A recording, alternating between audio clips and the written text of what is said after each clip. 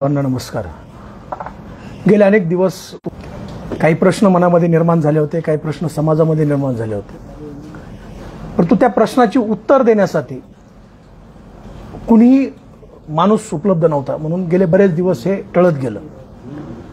काल महाराष्ट्र राज्याचे माजी मंत्री धनंजयजी मुंडे यांनी ठाणे येथे एक भाषण केलं।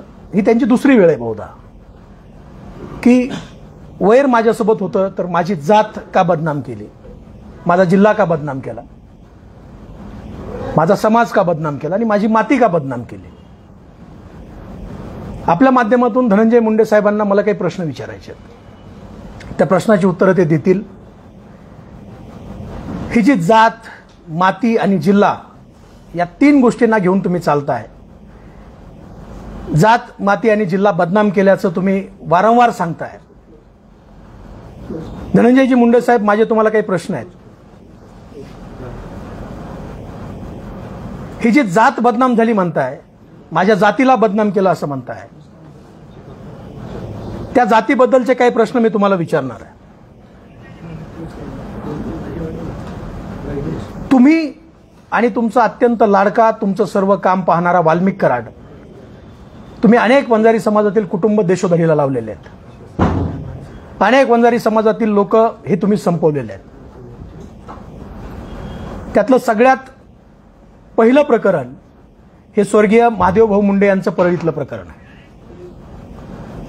स्वर्गीय महादेवजी मुंडे यांची 22 महिन्यापूर्वी परळीमध्ये हत्या झाली।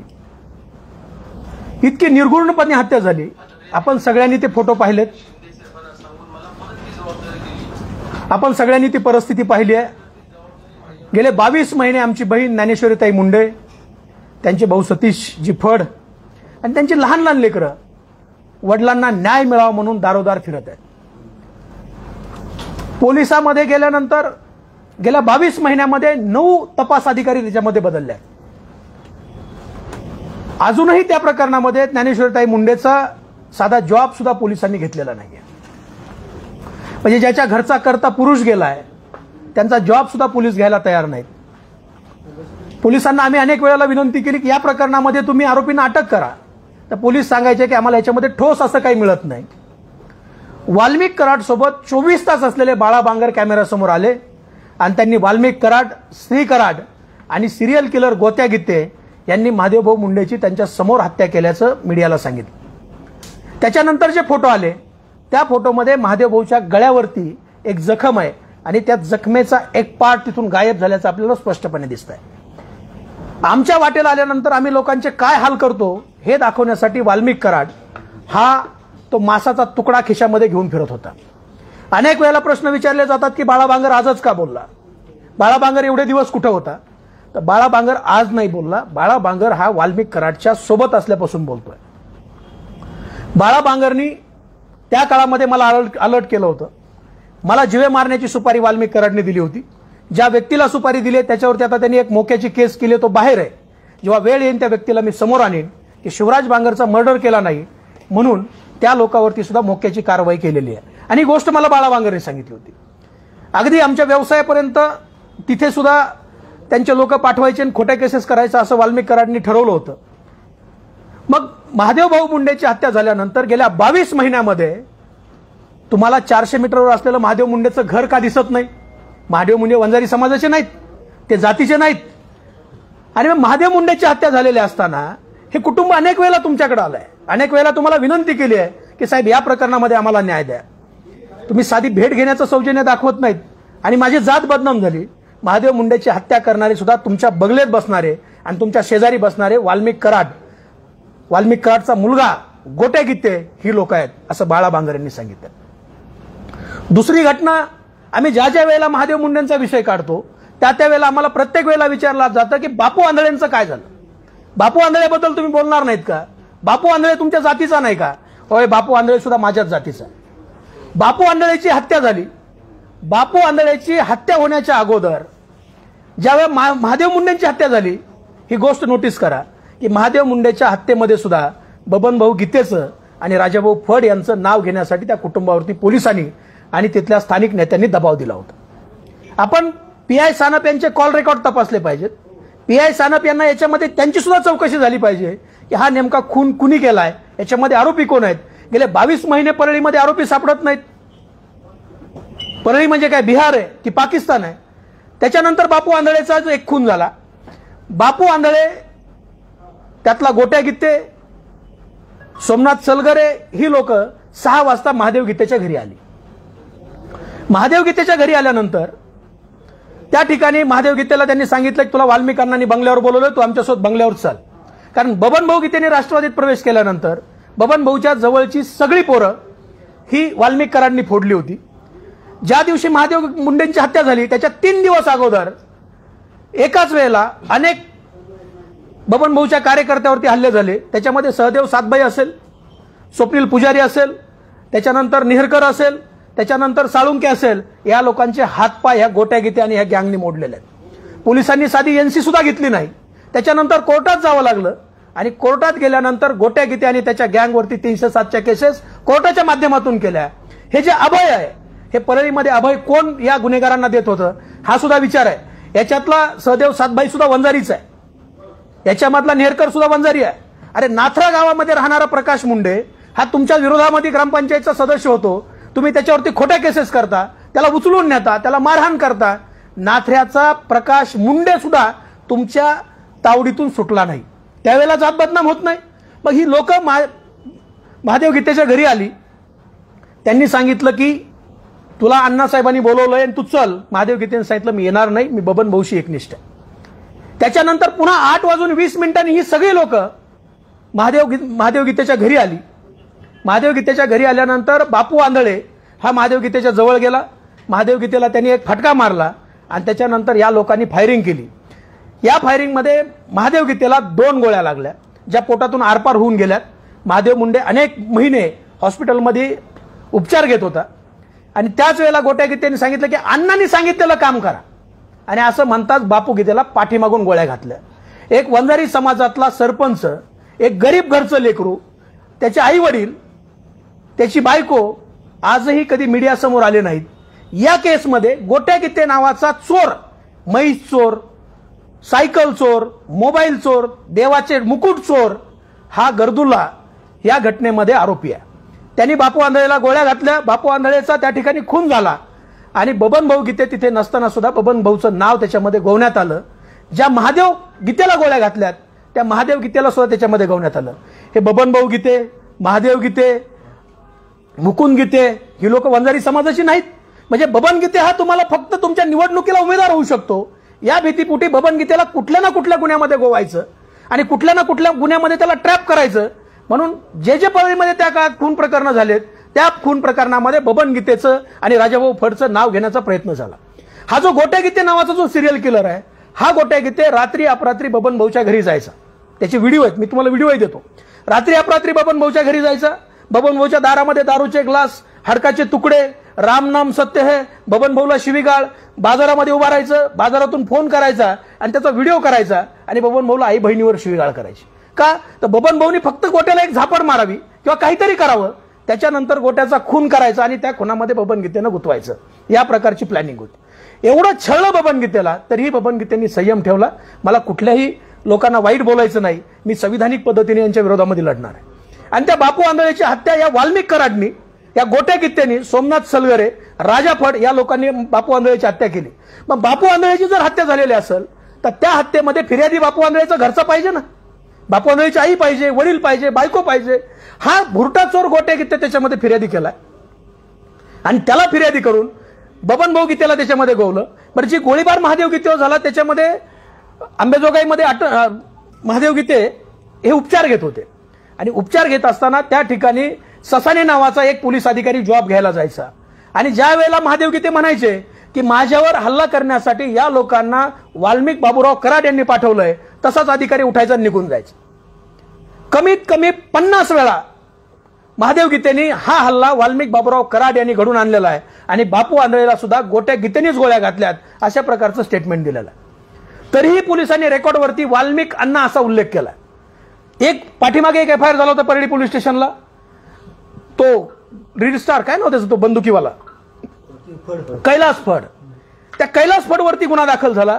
त्यांनी भर इलेक्शनमध्ये आमच्या पक्षाचे उमेदवार राजेसाहेब देशमुख आणि आमच्या पक्षाचे नेते महादेवराव जाधव या लोकांना कॅमेऱ्यासमोर मारहाण केली. पण कॅमेऱ्यासमोर मारहाण करून सुद्धा या लोकांवरती गुन्हा झाला नाही. ही घटना पुढे आली. स्वर्गीय संतोष अण्णांची गुन्हे दाखल व्हायला सुरुवात झाली आणि मग पोलिसांनी गुन्हा दाखल केला. कैलास फड आणि कैलास फडचा मुलगा.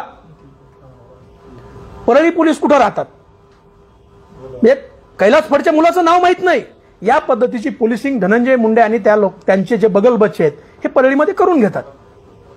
महादेव जो बापू आंधळे आहे, बापू आंधळेला सुद्धा न्याय मिळाला पाहिजे.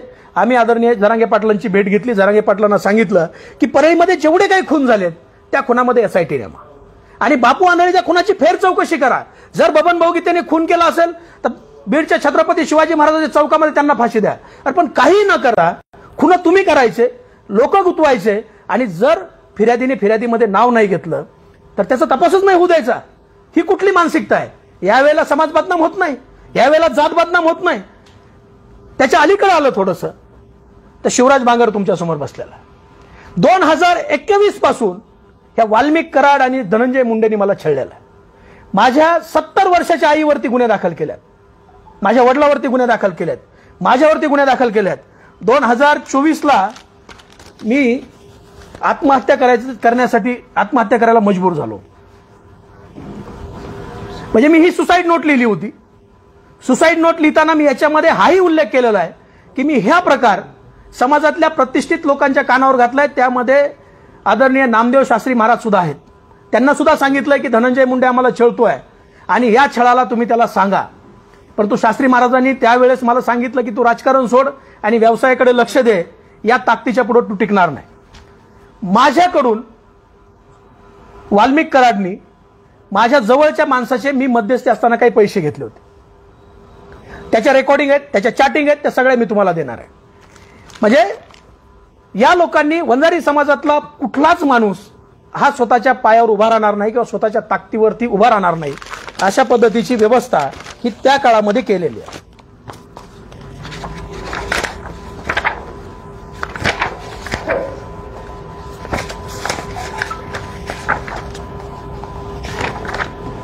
मी ज्यावेळेस वंचित बहुजन आघाडीचा जिल्हाध्यक्ष होतो त्यावेळेस माझे एक सहकारी होते डॉक्टर सूर्यवंशी नावाचे. त्यांनी एक जमीन घेतली होती. ती जमीन त्यांनी पूर्ण प्रक्रिया करून घेतली होती, कायदेशीर प्रक्रिया पूर्ण. आजही ते कोर्टामध्ये पेंडिंग आहे. पण तो आघाव नावाचा एक अधिकारी होता इथे. त्या आघावने अनेक देवस्थानाच्या जमिनीचे घोटाळे केले होते आणि त्या आघाववरती प्रेशर करून त्या डॉक्टर सूर्यवंशीला ही जमीन घेऊ द्यायची नाही याच्यासाठी ते प्रेशराईज करत होते. सूर्यवंशी माझ्याकडे आले. मी त्यांना फोन केला. त्यांनी सांगितलं की हा विषय आपण मिटवून टाकू. मिटवण्यासाठी त्यांनी पैशाची मागणी केली. डॉक्टर म्हणले मला काही त्रास नको, मी सामान्य माणूस आहे, त्यांना पैसे देऊन टाकू आणि आपण आपलं जमिनीचा व्यवहार पूर्ण करू. त्यानंतर त्यांनी वाल्मिक कराडला माझ्या हाताने 25 लाख रुपये दिले आणि 25 लाख रुपये दिल्यानंतर हे डॉक्टर सोमवंशी मला बोलतायत, सर झाले का? सर बोललात का आगाव साहेबांना? किती वाजता परळीला जायचंय? कुठपर्यंत आलात सर? ही मिरजकर मॅडमने तिची स्थगिती ऑर्डर दिली. ती स्थगिती ऑर्डर आहे. माझे पैसे आज काही करून वाल्मिक अण्णाकडून परत आणा. मी माझे प्रकरण हायकोर्टमध्ये दाखल केलेलं आहे. हे कोण म्हणतंय? डॉक्टर सोमवंशी म्हणतायत. मी वाल्मिक कराडांना वारंवार फोन केलेत. सर आपण बोलल्याप्रमाणे वाल्मिक अण्णाकडे 25 लाख रुपये त्यांचा माझ्या जमिनीशी काहीही संबंध नसताना केवळ सत्ता त्यांच्या हातात आहे व तुम्ही मध्यस्थी होतात म्हणून दिले. आपले काम झाले नाही सर, पैसे परत द्यायला पाहिजेत. मी माझ्या मुलीच्या लग्नाकरता FD केली होती, ती तोडून मी पैसे दिलेत. कृपया मला काय ते सांगा.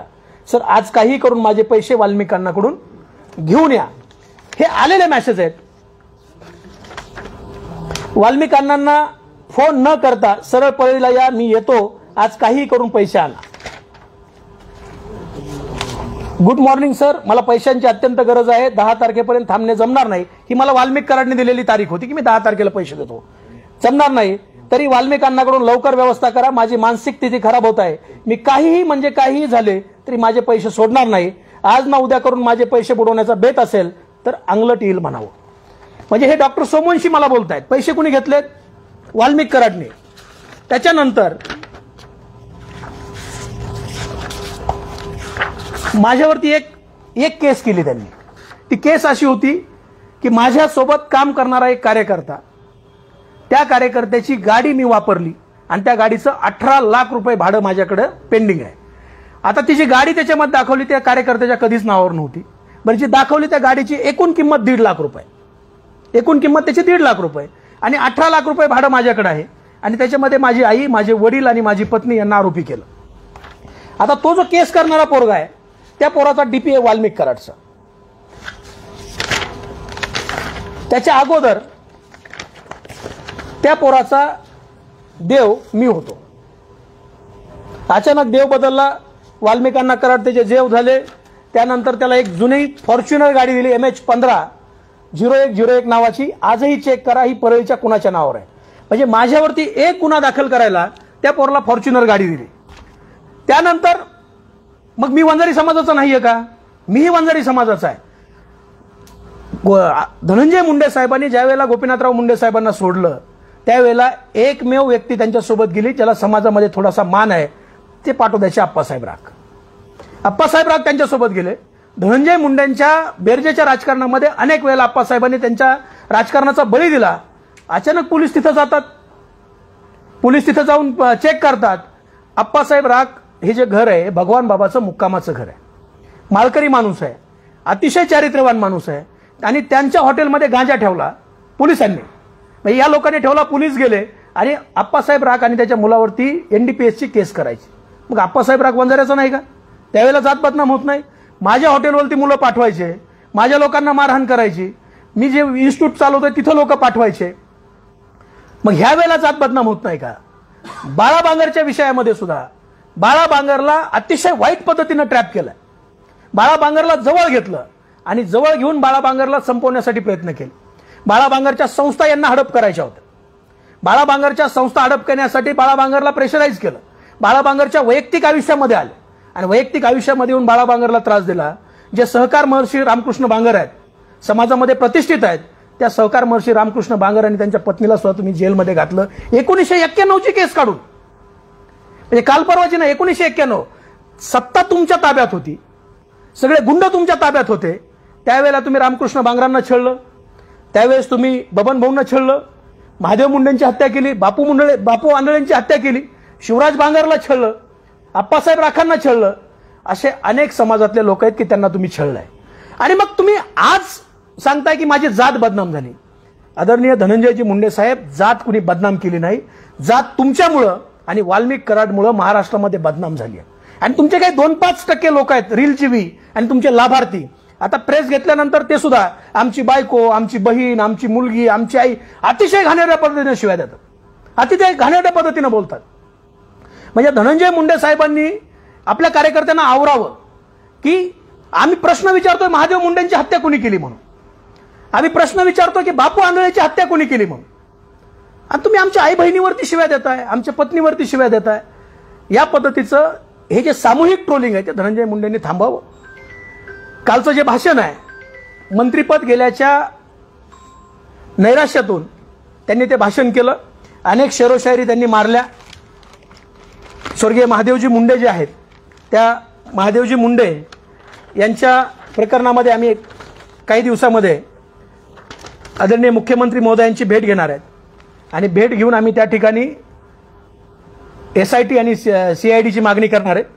त्याच्यानंतर आता ही जी लोक आहेत बघ, अगदी महादेव मुंडे असतील, बापू आंधळे असतील, शिवराज बांगर असेल, बाळा बांगर असेल, सहदेव सातबाई असेल, नेहरकर असेल, गित्ते असेल, बबन भाऊ गित्ते असतील, महादेव गित्ते असतील, या सगळी लोक आम्ही वंजारी समाजाची आहेत. आणि मी जाहीर आवाहन केलेलं आहे की तुम्ही भगवानगडावरती या, भगवान बाबाच्या समाधीवरती हात ठेवा, आईच्या डोक्यावर हात ठेवा, आम्ही ठेवतो, आणि तुम्ही खरंच सांगा की बापू आंधळेची हत्या बबन भाऊ गित्तेंनी केली आहे का.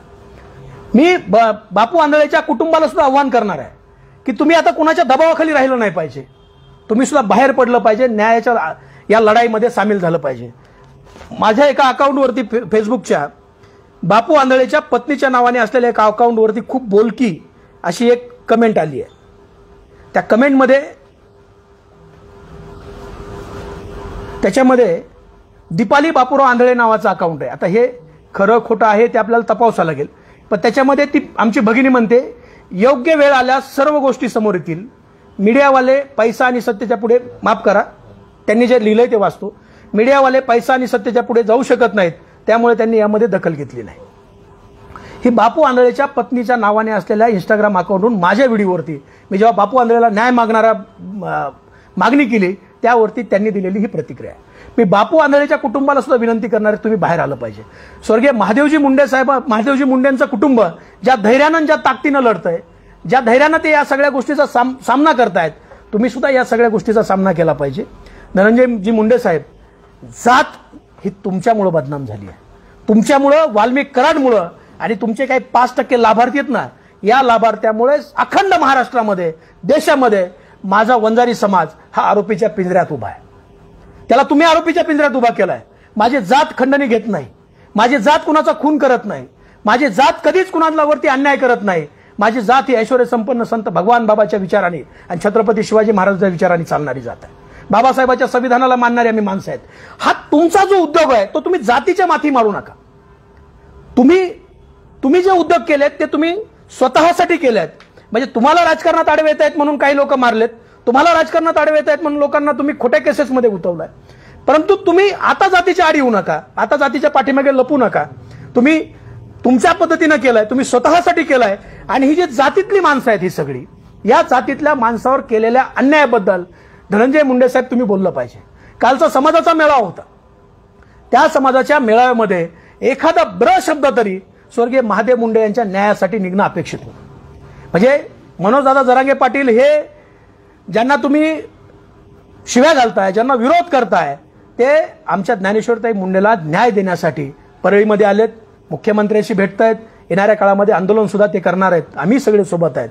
परंतु आता आम्ही सर्व हे वंजारी समाजातली जेवढी लोक आहेत, ही वाल्मिक कराड आणि धनंजय मुंडे यांच्या अन्यायाने ग्रस्त असलेली लोक, आम्ही सुद्धा आता समाजाच्या न्यायालयामध्ये जाणार आहे.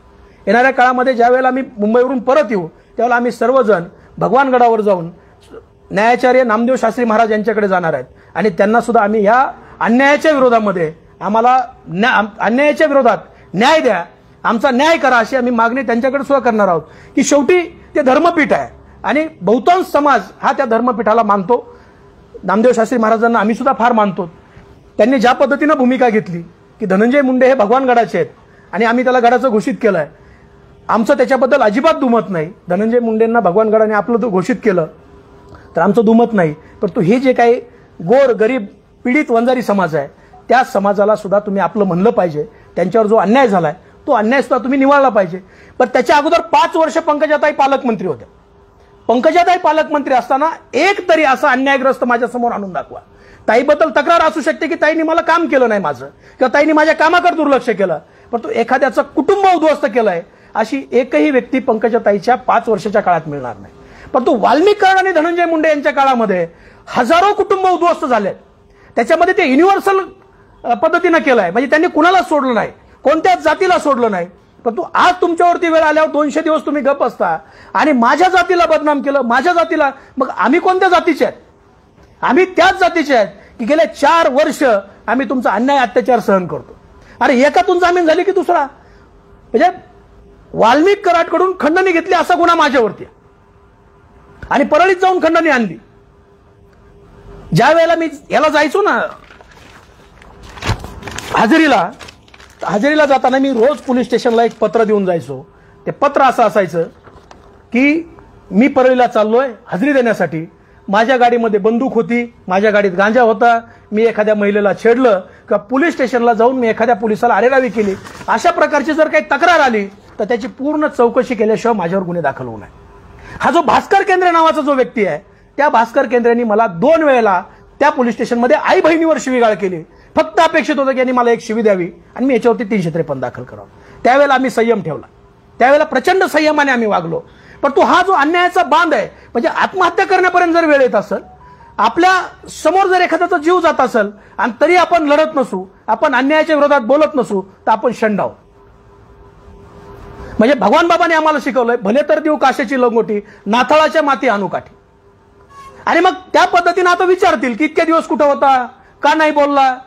तर बाबांनो, जोपर्यंत स्वर्गीय संतोष अण्णा देशमुखांची हत्या झाली नाही तोपर्यंत आम्ही जेल आणि फरारच होतो. अण्णांची हत्या झाल्यानंतर तुमच्या नेत्यांनी मौन धारण केलं होतं. मग आम्ही प्रश्न विचारायचे कुणाला? काल धनंजय मुंडे साहेब अगदी घडा बोलले त्यांना स्वास्थ्य मिळालं, त्यांची तब्येत बरी झाली, त्याबद्दलही मी त्यांना शुभेच्छा देईन. आणि मग आता ह्या प्रश्नाची उत्तर तुम्ही दिली पाहिजे. ही जी समाजातली फार मोठी यादी आहे, ही मी फक्त नावं जे घेतलेत ना, ही फक्त बोटावर मोजण्याची नावं आहेत. हजारो कुटुंब आहेत. हे हजारो कुटुंब या लोकांनी अन्याय करून उद्ध्वस्त केले आहेत. ते वंजारी समाजाचे आहेत. आणि मग त्यावेळेला जात का बदनाम नाही झाली? 22 महिन्यापासून बापू आंधळ्यांच्या खुनाचे मारेकरी सापडत नाहीत, सॉरी महादेव मुंड्यांच्या, त्यावेळेला जात बदनाम होत नाही. तुमच्या घरापासून 400 मीटरवरती महादेव मुंडेंचं घर आहे, तुम्ही भेटायला जात नाही. बापू आंधळेचा खून होतो, बापू आंधळेच्या कुटुंबाचं साधं साक्ष सुद्धा त्या प्रकरणात नाही. गोट्या गीतेसारख्या दारुड्या सोट्या माणसाच्या फिर्यादीवरती तुम्ही बबन भाऊ गीतेंना आरोपी करता. आणि बाळा बांगर सारखा 24 तास त्याच्या गाडीमध्ये असणारा माणूस ज्या वेळेला सांगतोय की हा खून वाल्मिक कराड आणि त्यांच्या मुलाने केलाय, आणि पोलीस म्हणतात की आम्हाला सत्यता तपासावी लागेल, आमच्यावरती गुन्हे करताना सत्यता तपासायची गरज नाही, पण तू वाल्मिक कराडवरती जर गुन्हा दाखल करायचा म्हणला तर ही सत्यता तपासावी लागते. कावत साहेबांना माझं आव्हान आहे, आपण अतिशय चांगले अधिकारी आहात, आपल्या कार्यकाळामध्ये खूप चांगलं काम झालंय, आणि या प्रकरणामध्ये आपण खोलात जावं. हा जो परळीमध्ये जो बिहारच्या पलीकडचा जो प्रकार चालू आहे, बिहारच्या पलीकडचा, बिहार तरी खूप कमी आहे तिथे, अनेक महादेव मुंडे आणि बापू आंधळे परळीच्या मातीमध्ये गाडले गेलेले, आणखी काही खून आहेत त्याच्यामध्ये. एकदा महादेव मुंडेमध्ये आरोपी अटक होऊ द्यात, ते लोक सुद्धा समोर यायला तयार आहे. आणि मग ही जी माती बदनाम झाली आहे, हा जो जिल्हा बदनाम झालाय, आदरणीय धनंजयजी मुंडे साहेब, हा तुमच्यामुळे बदनाम झालाय, तुमच्या काळ्या कारनाम्यामुळे बदनाम झालाय. तुम्हाला पुन्हा मंत्री व्हायचंय, तुम्हाला पुन्हा काहीतरी मिळवायचंय. तुम्ही काल काहीतरी शेरोशायरी केली आणि त्या शेरोशायरीमध्ये तुम्ही सांगितलं की काय मी गुनाह न करके बहुत कुछ मैंने सहा है. आपलं मी बसल्या बसल्या मलाही एक शेरोशायरी आठवली. तू गलत भी है, तू कातिल भी है, तू गलत भी है, तू कातिल भी है, वाल्मीकि की हर गुनाह में तू शामिल भी है. तू गलत भी है, तू कातिल भी है, वाल्मीकि की हर गुनाह में तू शामिल भी है. आज तुझे मिल रही है क्लीन चिट, आज तुझे मिल रही है क्लीन चिट. किस्मत वाला है तू, आज सरकार तेरी है. आज तुझे मिल रही है क्लीन चिट, किस्मत वाला है तू, आज सरकार तेरी है. सब्र कर मेरे दोस्त, कल बारी हमारी है. धन्यवाद. ज्या पद्धतीने बापू आंधळे असतील, महादेव गीते असतील, यांची हत्या झाली, महादेव मुंडे असतील यांची हत्या झाली, त्या पद्धतीने तुमची देखील हत्या होणार होती, तुम्ही असं भाकीत वर्तवलेलं आहे. काय प्रकार होता, कोण तुमची हत्या करणार होतं? वाल्मिक कराडनी बीडमधल्या अनेकांना माझी हत्या करण्यासाठी, माझे हातपाय तोडण्यासाठी सुपाऱ्या दिल्या होत्या. त्याच्यामध्ये सनी आठवले जे आहेत, त्या सनी आठवलेंना त्यांनी बोलवून घेऊन सांगितलं की शिवराज बांगरचा गेम करायचा. सनी म्हणला आम्ही एका ताटात जेवलोय, मी काही गुन्हेगार नाही आणि मी शिवराज बांगरला मारू शकत नाही, तो व्यक्ती माझ्या संबंधातला आहे. आणि त्याच रागापोटी सनी आठवले आणि त्यांच्या भावावरती मोकोक्याची कारवाई केली. सनी आठवले ज्या वेळेला बाहेर येतील त्यावेळेला ते पुराव्यानिशी तुमच्या समोर येतील की वाल्मिक कराडनी माझी हत्या करण्याची सुपारी दिली होती का नव्हती. त्याच्यानंतर गावाकडे माझं एक हॉटेल होतं, त्या हॉटेलवरती हल्ला केला. त्यातले सगळे आरोपी मी फोटो देतो, हे वाल्मिक कराडच्या फोटोतले आहेत.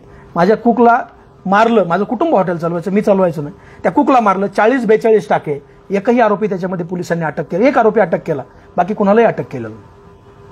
माझं जे इन्स्टिट्यूट आहे त्या इन्स्टिट्यूटमध्ये बाहेरच्या महिला आणायच्या, अनेक पोलिसांनी येऊन रिकी केली तिथे.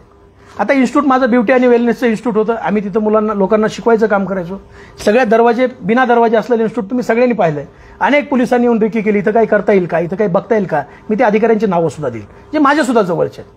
अनेक लोकांनी येऊन रिकी केली आणि मग शेवटी यांचं असं ठरलं की बाहेरच्या मुली आणायच्या, त्या सर्व्हिससाठी किंवा शिकण्यासाठी आतमध्ये पाठवायच्या, पोलिसांची रेड घडून आणायची आणि या मुलीकडून शिवराज बांगर आणि त्याची पत्नी हे वेश्या व्यवसाय करून घेत होते, अशी केस माझ्या कुटुंबावर करायची. हे मला जेव्हा बाळा बांगर यांनी सांगितलं, मी त्याच वेळेला ते इन्स्टिट्यूट विकून टाकण्याचा निर्णय घेतला. म्हणजे व्यवसायातून बाहेर पडलो. म्हणजे यांनी लोकांना उद्ध्वस्त केलेला, यांनी कुणालाही सोडलेलं नाही. आणि जात हा तर विशेष त्यांच्याकडनं. पहिल्यांदा ते संतोष अण्णाच्या विषयात पडले, मराठा समाजाच्या नादी लागले आणि हे सगळं बाहेर आलं.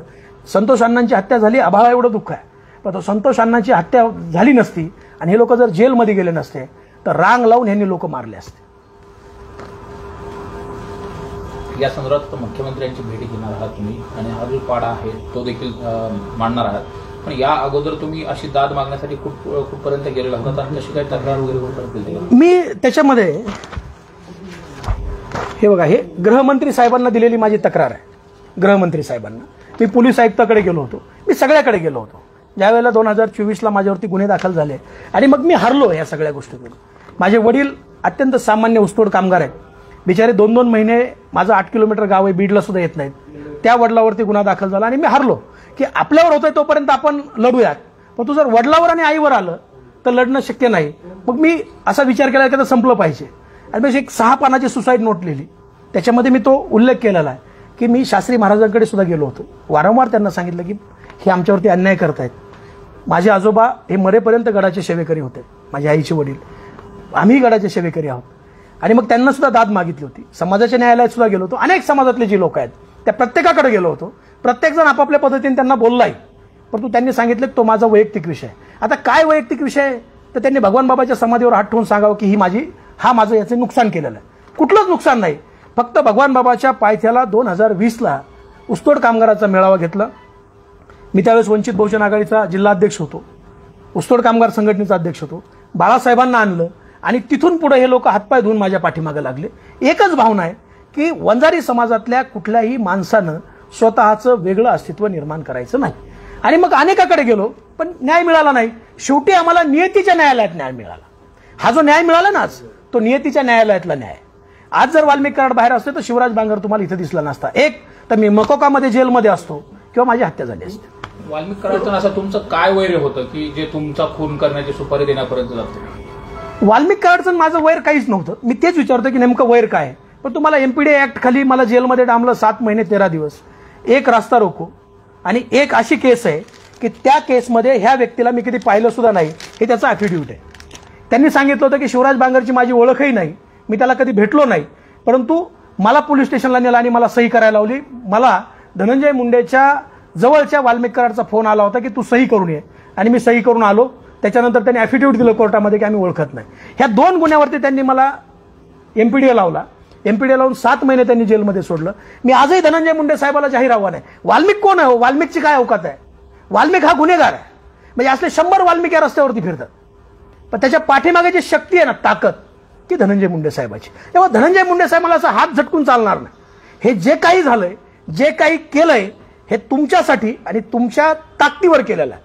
नाही तर धनंजय मुंडे साहेब जर वाल्मिकच्या पाठीशी नसतील, कोण कलेक्टर त्याचं ऐकणार आहे? कोण एसपी त्याचं ऐकणार आहे? कोण अधिकारी त्याचं ऐकणार आहे? आम्हाला कॉन्स्टेबल गसुऱ्याला धरून नेतो आणि एसपी त्याला जेवायला वाढतो. ही जी ताकद आहे धनंजय मुंडे साहेब तुमची आहे. आणि तुम्ही आता म्हणताय की हे वाल्मिकनी केलं, हे वाल्मिकचं झालं, वाल्मिकमुळे झालं, असं काही नाही. धनंजय मुंडे साहेब तुम्हाला हात झटकून चालणार नाही. अजितदादाला सुद्धा माझं आव्हान आहे की तुम्ही म्हणताय धनंजय मुंडेंना त्या कृषी विभागातून क्लीन चिट मिळाली असेल, परंतु बीड जिल्ह्यात जे स्वर्गीय संतोष अण्णा देशमुख यांचं हत्याकांड झालंय, त्या हत्याकांडाचा पूर्ण छडा लागेपर्यंत तुम्ही धनंजय मुंडेला क्लीन चिट मिळालं असं म्हणू शकत नाहीत. काल धनंजय देशमुख भैयांनी सुद्धा सांगितलं की त्या काळामध्ये 40 कॉल हे धनंजय मुंडे, वाल्मिक कराड या लोकांचे झालेले आहेत.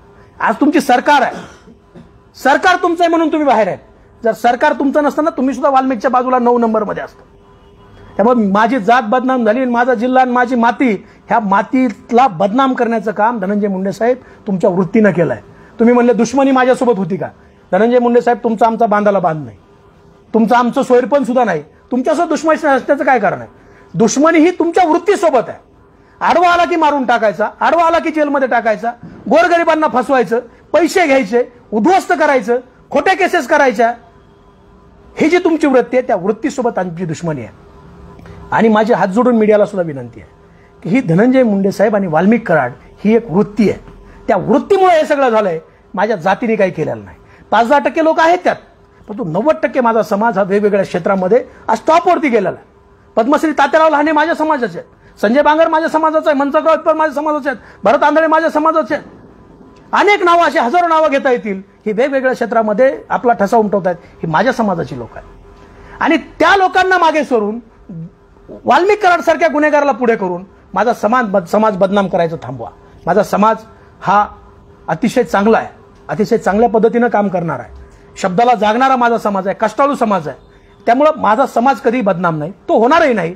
तुम्ही झालात, तुमचे चेले चपाटे झालेत, आणि त्याचं सगळं जे गठुड आहे ते समाजाच्या खांद्यावरती तुम्ही टाकू नये. आणि जर टाकायचं असेल तर या समाजाची परिषद भगवानगडावर भरावी. ज्या लोकांना तुम्ही उद्ध्वस्त केलं मी त्यांना घेऊन येतो, आणि ह्या सगळ्यांची उत्तरं तुम्ही भगवानगडावरती द्यावं की हे मी का केलंय, कशासाठी केलंय आणि ही जातीतली लोक नाही आहेत का? बापू आंधळेंचा खून नेमका कोणी केलाय आणि त्याच्या मागे तुम्ही आता नाव सांगितलं, त्याच्यामुळे काही मागणी करणार नाही? बापू आंधळेचा जो खून आहे, महादेव मुंडेचं स्टेटमेंट आहे, त्याच्यामध्ये त्यांनी स्पष्ट असं सांगितलंय की बापू आंधळेचा खून हा गोट्या गीते, सोमनाथ सलगरे, राजा फड या लोकांनी केलेला आहे आणि हे स्टेटमेंटमध्ये आहे त्याच्या. तरीही पोलिसांनी त्याच्यामध्ये काही कारवाई केली नाही. बापू आंधळे हा अत्यंत गरीब कुटुंबातला वंजारी समाजाचा पोरगा आहे, नातेगोते लहान आहेत आणि कुठल्या ना कुठल्या बबन गीतेंना गुतवायचं होतं म्हणून बापू आंधळे त्या महादेव गीतेच्या दारात नेऊन मारून टाकलाय. आमची मागणी आहे की त्याच्यामध्ये एसआयटी लावून त्याची फेर चौकशी झाली पाहिजे. एसआयटी मध्ये पंकज कुमावत साहेबासारखा अधिकारी आणि संतोषजी साबळे साहेबासारखे अधिकारी आम्ही त्या ठिकाणी मागितलेले आहेत. मुख्यमंत्री साहेबांकडे सुद्धा आम्ही तीच मागणी करणार आहेत की पंकज कुमावत साहेबाला इथे बोलवा, कारण त्याशिवाय हे सगळं धुवून निघणार नाही. परळीची माती खाणं, जी परळीची जी माती आहे ना, तुम्ही म्हणताय जी बदनाम झाली, त्या मातीच्या आड जे मुर्दे तुम्ही गाडलेत ना गोरगरीब लोकांचे, सामान्याचे, ते बाहेर आल्याशिवाय राहणार. त्यात वाल्मिक कराडांचं देखील नाव आहे एफआयआर मध्ये, तर त्यांचा रोल काय नेमका त्याच्यात? हे सगळं वाल्मिक कराडने घरून आणलेलं आहे. म्हणजे ज्या वेळेला हे लोक 6 वाजता महादेव गीतेच्या घरी आले त्यावेळेला ते वाल्मिक कराडला भेटून त्याच्या जवळून आले होते. पुन्हा तिथून त्यांची बाचाबाची झाली. महादेव गीतेच्या पत्नीने त्यांना विनंती केली, तुम्ही सगळे एकत्र काम करत होतात आणि त्यांना नेऊ नका. मग परत गेल्यानंतर 8:20 हे लोक आली आणि आल्यानंतर डायरेक्ट महादेव गीतेवरती आणि त्याच्या घरावरती फायरिंग केली. या दोन्ही वेळेला हे सर्व आरोपी आणि वाल्मिक कराड यांचं लोकेशन एक आहे. त्याच लोकेशनवर लोक आले आहेत. तर हे सीडीआर जे आहेत, ड्रम डाटा जो आहे तो सुद्धा तपासला पाहिजे की यातला गोट्या गीते, राजा फड, सोमनाथ सलगिरे ही जी लोक आहेत ही त्या वेळेमध्ये नेमकी कुठं होती, कुठून कुठे आले. पोलिसांनी जी कथा रचली आहे त्या कथेमध्ये आणि घटनेमध्ये जमीन आसमानचा फरक आहे. आमचा परळी पोलिसावरती अजिबात भरोसा नाही, कारण परळी पोलिसांनी एवढं छळलंय की त्या छळाची परिसीमात झाली आहे. त्यामुळे परळी पोलीस नको आहे आम्हाला. आयपीएस पंकज कुमावत साहेबांची त्या ठिकाणी एसआयटी पाहिजे, संतोष साबळे साहेबांसारखा अधिकारी पाहिजे आणि होऊ द्या ना दूध का दूध पाणी का पाणी. करा मुंडे साहेब, तुम्ही सुद्धा मागणी करा की महादेव मुंडे हा माझ्या जातीचा आहे, त्याची हत्या झाली, 22 महिने झाला आरोपी सापडत नाहीत. तुम्ही करा एसआयटीची मागणी. सभागृहामध्ये एखादं निवेदन करायला पाहिजे तुम्ही. बापू आंधळेचं कुटुंब का पुढे येत नाही? बापू आंधळेच्या कुटुंबाचं का स्टेटमेंट घेतलं जात नाही? म्हणजे माणसं मारायची आणि तुमचेच माणसं फिर्यादी करायची आणि जी लोक आडवी येत आहेत ती लोक जेलमध्ये घालायची. हा जो त्या ठिकाणचा जो प्रकार आहे, ही जी नीती आहे ती नीती आता कुठेतरी थांबली पाहिजे. कारण गोरगरिबाचे लेकरं जेलमध्ये, तुमचे जे लोक आहेत ते बाहेर. त्या स्वप्नील पुजारीला, सहदेव सातभाईला हातपाय तुटूस तो मारलो, हातपाय तुटलेत आणि डॉक्टर सांगतात नाही खर्चटलंय, आणि मुंबईचे डॉक्टर सांगतात त्याचे पाय तुटलाय, हात तुटलाय. म्हणजे एवढं निर्दयीपणे त्या लोकांना मारलंय आणि पोलीस साधी एनसी सुद्धा घेत नाहीत. कोर्टात जावं लागतं आणि कोर्टाच्या आदेशाने या लोकांवरती गुन्हे दाखल होतात. मग हा जो गोट्या गीते आहे ना, त्या गोट्या गीतेला संरक्षण कुणाचं? मला खरं म्हणजे भीती आहे आता की ह्या जेवढ्या काही हत्या परळी शहरामध्ये झाल्यात त्या हत्येमध्ये गोट्या गीते हा प्रमुख आरोपी आहे आणि तो कुणाच्या इशाऱ्यावर काम करत होता अख्ख्या परळीला आणि आपल्याला सगळ्याला माहिती आहे. आता गोट्या गीते फरार आहे. या लोकांनी गोट्या गीतेची हत्या करू नये, कारण गोट्या दफन पुरे राज दफन, कारण आता हे सगळं गळ्याशी येणार आहे, हे सगळं तुमच्या अंगावरती येणार आहे. त्यामुळे गोट्या गीतेला सुद्धा माझे बाबा कुठं बघत असतील मला, तर तुला सुद्धा माझी विनंती आहे, सरेंडर हो आणि जीव वाचव. सर, अगदी सुरुवाती काळाला तुम्ही आणि धनंजय मुंडे सहकारी म्हणून काम केले तुम्ही त्यांच्याकडे. मग या संघर्षाला नेमकी सुरुवात कशी झाली आणि आता तुम्ही इतक्या सगळ्या हत्याचा उल्लेख केला, या सगळ्या होत असताना किंवा ही सगळी परिस्थिती असताना आपल्याला वाटलं नाही त्यावेळेस की आपण याच्यामध्ये मध्यस्थी केली पाहिजे म्हणून? मी आणि धनंजय मुंडे कधीही सहकारी नव्हतो. आम्ही कधीही एका पक्षात काम केलं नाही. अनेक नेत्यासोबत राजकारणात काम करताना चांगले संबंध असतात, तसे माझेही धनंजय मुंडे साहेबांसोबत चांगले संबंध होते. ह्या हत्या घडत असताना आम्ही डोळ्यांनी पाहत होतो, परंतु कुटुंब बाहेर येत नव्हती. आमच्याही जीवाची भीती होती. आम्ही जेल बाहेर 4 वर्ष तेच केलं साहेब. म्हणजे 4 वर्षात मी तुम्हाला किती बाहेर दिसलो आणि किती फरार दिसलो तुम्हालाही माहिती आहे. मग त्या काळामध्ये बोलायची हिंमत बाळा बांगरने केली. बाळा बांगरने आमच्यासारखे अनेक लोक वाचवले आणि आम्ही त्यावेळेस बोलायचं होतं. ज्यावेळेस स्वर्गीय संतोष अण्णांची हत्या इतक्या निर्दयीपणे झाली, स्वर्गीय संतोष अण्णांच्या हत्येनंतर बोलायचं तर यांनी मौन धारण केलं. हे बोलायला तयार नाहीत. मग ह्या प्रश्नाची उत्तरं विचारायची कुणाला? मग काल परवापासून धनंजय मुंडे साहेब बोलायला लागलेत. त्यांना चांगलं बोलता यायला लागले. ते आजारातून बरे झालेत. भगवान बाबाचा, नगदनारायण महाराजाचा त्यांना आशीर्वाद मिळाला आणि ते आता बरे झालेत. मग ह्या प्रश्नाची उत्तरं ते देतील या अपेक्षेने मी आज तुमच्या समोर आलो. मधल्या काळामध्ये सुद्धा जेव्हा आम्ही बोललो, अत्यंत घाणेरड्या पद्धतीने आम्हाला ट्रोल केलं. त्यांची ट्रोल आर्मी आहे. कुणी उस्मानाबादचा आहे, कुणी लोह्याचा आहे, कुणी कंधारचा आहे, कुणी इथला आहे, कुणी आमच्या शेजारी बसून फेका काढून शिव्या देत आहे. परंतु यांची संख्या आता बोटावर मोजण्यासारखी झाली आणि या लोकांनी सुपारी घेतली. म्हणजे जे लोक म्हणतात ना आम्ही महादेव मुंडेंना न्याय मागताना बापू आंधळेचं काय?